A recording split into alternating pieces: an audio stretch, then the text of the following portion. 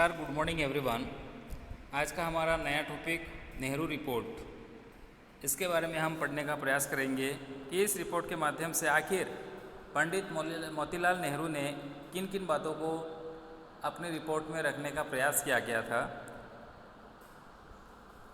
इसका इतिहास हम देखने का प्रयास करते हैं तो पंडित मोतीलाल नेहरू रिपोर्ट को 28 अगस्त 1928 को प्रस्तुत किया गया था और भारतीय संविधान का मसौदा तैयार करने के लिए नेहरू की अध्यक्षता में 8 सदस्यों वाली एक समिति बनाई गई थी।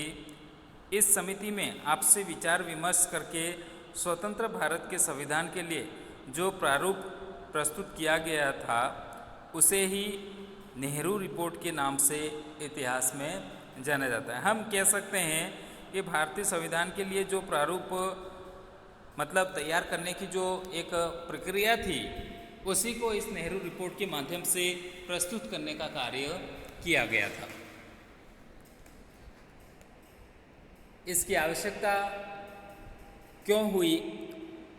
तो 1925 में भारत के सचिव लॉर्ड बर्कनहेड ने कांग्रेस के नेताओं को चुनौती दी कि यदि विभिन्न संप्रदाय की आपसी सहमति से वे संविधान का मसौदा तैयार कर ले तो ब्रिटिश सरकार उस पर सहानुभूति ढंग से विचार कर सकती है। यानी कि जितने भी संगठन जो हैं वो सभी संगठनों को मिलाकर एक एकता के सूत्र में बांधकर अगर इस तरह के संविधान का जो मुख्य जो ढांचा जिसे हम कह सकते हैं उसे तैयार करने में अगर किसी भी प्रकार की कोई सहमति बनती है तो ब्रिटिश सरकार भी क्या करेगी कि उस बात पर सहानुभूति से पेश आने का कार्य कर सकती है।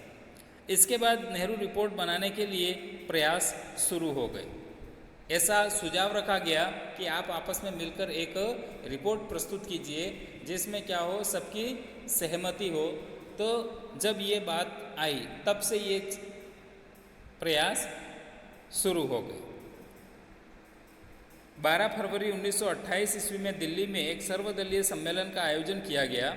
इसमें भारत के सभी छोटे बड़े 29 दलों संगठनों को बुलाया गया, परंतु इसमें संविधान का कोई मसौदा न बन सका क्योंकि बहुत से बिंदुओं में क्या थे, सभी संगठनों के जो बिंदु थे वह कहीं न कहीं अलग थलग जाते हुए नजर आ रहे थे। यानी हम कह सकते हैं कि किसी भी प्रकार की एकता नहीं थी, उनमें संगठन नहीं था और ये एक सम्मेलन का आयोजन किया यहाँ पूरी तरीके से असफल हो गया। उसके बाद 19 मई 1928 को दोबारा सर्वदलीय सम्मेलन बॉम्बे में बुलाया गया। यहाँ पर पंडित मोतीलाल नेहरू ने 8 सदस्यों की एक क्या बनी कमेटी बना दी। इस कमेटी ने संविधान का प्रारूप मसौदा प्रस्तुत किया। नेहरू रिपोर्ट में भारत के लोगों के लिए मौलिक अधिकारों की बात भी कही गई थी उस समय। इसकी प्रेरणा अमेरिका के अधिकार पत्र से मिली थी। जो वर्तमान में हम एक भारतीय नागरिक होने के साथ साथ हमारे जो प्रमुख जो अधिकार हैं उनको भी उस नेहरू रिपोर्ट में प्रस्तुत करने का कार्य किया गया था, जिसकी प्रेरणा अमेरिका से मिली थी। क्या थे इस नेहरू रिपोर्ट के प्रमुख सुझाव? ऐसे कौन कौन सी बातें थी, ऐसे कौन कौन से पक्ष थे जिनको इस रिपोर्ट के माध्यम से प्रस्तुत करने का कार्य किया गया? तो उसमें सबसे पहला है, नेहरू रिपोर्ट में मौलिक अधिकारों को संविधान में स्थान देने की सिफारिश की गई। जो हमारे जो मूल अधिकार होते हैं व्यक्ति के, उनको इसमें स्थान देने की बात रखी गई, यानी उनको महत्वपूर्ण माना गया।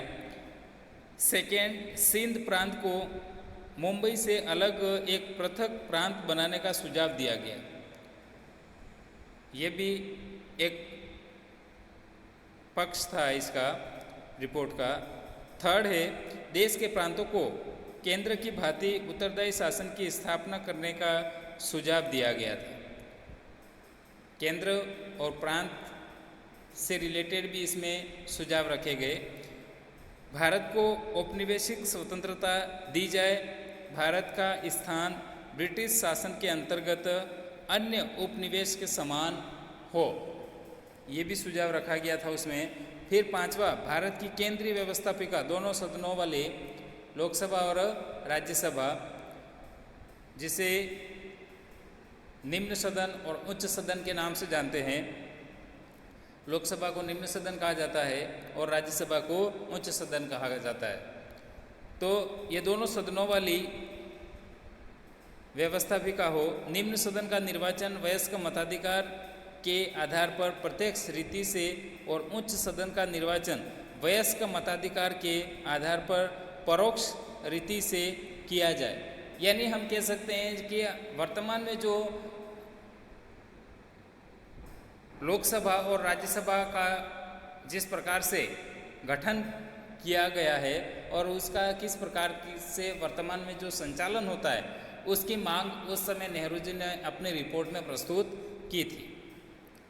निम्न सदन में 500 सदस्य और उच्च सदन में 200 सदस्य हो, ये एक सदस्यों की संख्या भी निर्धारित करने का कार्य किया।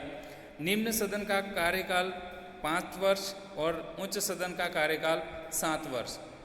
इसमें थोड़ा सा ही संशोधन हुआ बाद के जो भारतीय स्वतंत्रता प्राप्त हुई उसके बाद में, क्योंकि लोकसभा का जो कार्यकाल है वर्तमान में भी 5 साल का ही है और राज्यसभा का जो कार्यकाल है वहाँ 6 वर्ष का कार्यकाल है वर्तमान में, और उस समय उसका कार्यकाल 7 वर्ष रखने की मांग की गई थी। केंद्र में पूर्ण उत्तरदायी सरकार की स्थापना की जाए, ये भी इनकी एक मांग थी। 7वां है, भारत के गवर्नर जनरल को लोकप्रिय मंत्रियों की परामर्श पर और संवैधानिक प्रधान के रूप में काम करना चाहिए। जिस प्रकार से वर्तमान में भारत का जो राष्ट्रपति जो होता है, उस प्रकार से एक ये भी मांग रखी थी कि भारत का जो गवर्नर जनरल जो होगा उसको इस तरीके से काम करना चाहिए। 8वां है, केंद्र और प्रांतों के बीच शक्तियों का उचित वितरण किया जाए, अवशिष्ट शक्तियाँ केंद्र को प्रदान की जाए। जिस प्रकार से हम देखते हैं कि केंद्र सूची, राज्य सूची और अवशिष्ट सूची, इस प्रकार से 3 जो कैटेगरियाँ जो बनी होती है, वर्तमान में हम देखते हैं किस कार्य को किसके अंतर्गत रखा जाएगा। तो ये बात उस समय भी रखी गई थी कि शक्तियों का जो बंटवारा होगा वहाँ स्पष्ट रूप से केंद्रीय और प्रांत के बीच में शक्तियों का पूर्ण रूप से शक्तियों का बंटवारा हो जाए। भारत के उत्तर पश्चिम सीमा प्रांत को वैधानिक प्रांत घोषित किया जाए। 10वां है, भारत के प्रांतों, राज्यों के अधिकारों और विशेषाधिकारों की रक्षा की व्यवस्था की जाए। भारतीय संघ में अन्य प्रांतों को तभी सम्मिलित किया जाए जब वे उत्तरदायी शासन की व्यवस्था कर ले, स्वयं की व्यवस्था कर ले वो, और क्या हो, न्यायपालिका विधायिका से स्वतंत्र होनी चाहिए। वर्तमान में भी ये परिस्थिति चल रही है। उसके बाद में है, केंद्र सरकार में 1/4 मुस्लिम प्रतिनिधित्व होना चाहिए। ये भी इस नेहरू रिपोर्ट में बात को रखा गया।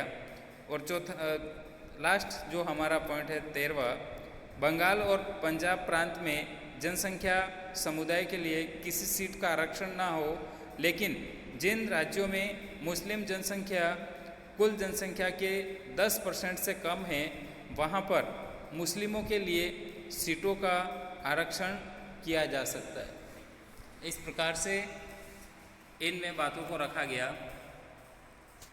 भारत में सरकार को संघीय रूप से स्थापित किया जाए। अल्पसंख्यकों के लिए पृथक निर्वाचन प्रणाली को समाप्त किया जाए।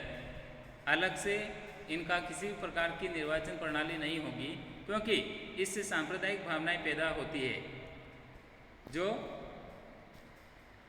आगे चलकर हम भारत का विभाजन भी देखते हैं सांप्रदायिकता के कारण। भारत में प्रांतों का गठन भाषाई आधार पर किया जाए।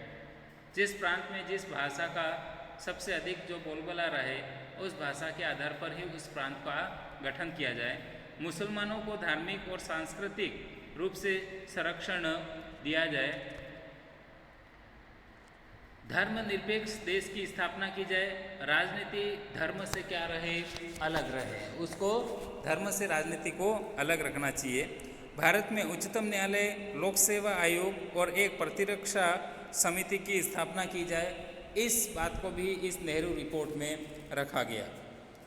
भारत के प्रांतों की व्यवस्थापिका सरकार का कार्यकाल 5 वर्ष का हो, प्रांत का प्रमुख गवर्नर जनरल को बनाया जाए, जो प्रांतीय कार्यकारिणी परिषद की सलाह पर कार्य करेगा। इस प्रकार के सुझाव इस नेहरू रिपोर्ट में प्रस्तुत किए गए पंडित मोतीलाल नेहरू के द्वारा। फिर क्या होता है कि जब ये विषय रखे गए, उन्होंने अपनी रिपोर्ट में प्रस्तुत किए, तो कई लोगों ने इस रिपोर्ट की अच्छाई भी बताई और कई लोगों ने इस रिपोर्ट का विरोध भी किया। विरोध करने के ऐसे कौन कौन सी बातें थी, उनको भी देख लेते हैं। पहला है, सर्वदलीय सम्मेलन में मुस्लिम नेता मोहम्मद अली जिन्ना ने नेहरू रिपोर्ट का विरोध किया। वे चाहते थे कि संविधान में मुस्लिमों को अधिक प्रतिनिधित्व दिया जाए। जिन्ना ने अपनी 14 सूत्री मांगे रखी।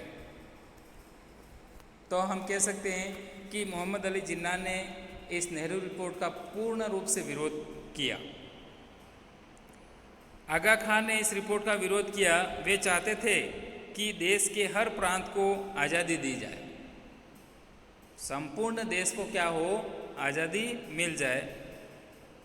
उसके बाद सिखों ने भी इस रिपोर्ट का विरोध किया।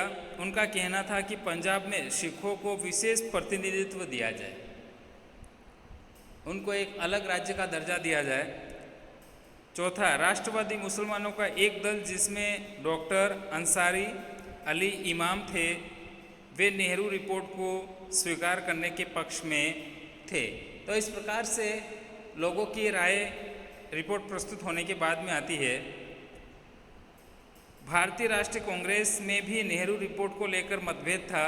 कांग्रेस पार्टी का वामपंथी युवा वर्ग, जिसमें सुभाष चंद्र बोस और पंडित जवाहरलाल नेहरू थे, वह भारत को औपनिवेशिक स्वतंत्रता के विकल्प से संतुष्ट नहीं थे और भारत को पूर्ण रूप से स्वतंत्रता दिलवाना चाहते थे।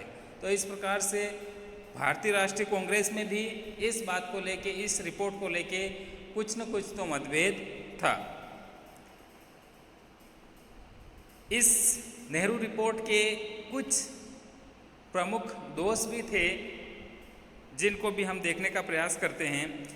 कि कहा जाता है नेहरू रिपोर्ट असफल रही, यानी उसकी जो मांगे थी उनको रखने के बाद में लोगों ने उस रिपोर्ट का विरोध किया, जिससे वो रिपोर्ट क्या हो गई, असफल हो गई। और ब्रिटिश सरकार का कहना था कि सभी दलों का, सभी संगठनों को मिलाकर एक ऐसा प्रारूप तैयार किया जाए जिस पर हम क्या करेंगे, सहानुभूति तरीके से कार्य करने का प्रयास करेंगे। लेकिन यहाँ पर ऐसी कोई भी बात बनती हुई नज़र नहीं आती है। जिस समय संविधान का प्रारूप बनाया गया था, उस समय गांधी जी सर्वदलीय सम्मेलन में उपस्थित नहीं थे।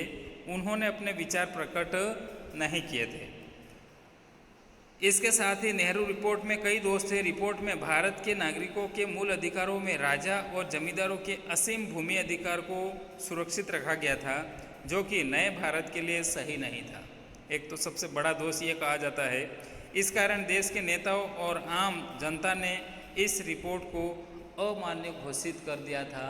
इस तरीके से इन बातों को इसमें दोष के रूप में देखा जाता है।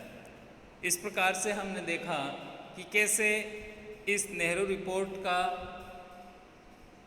नेहरू जी के द्वारा प्रस्तुत किया जाता है, उनकी मांगों को रखा जाता है और मांगों को प्रस्तुत करने के बाद किस प्रकार से विरोध होता है और उसमें कुछ कमियां, दोष होने के कारण यह पूरी तरीके से अमान्य घोषित कर दिया जाता है।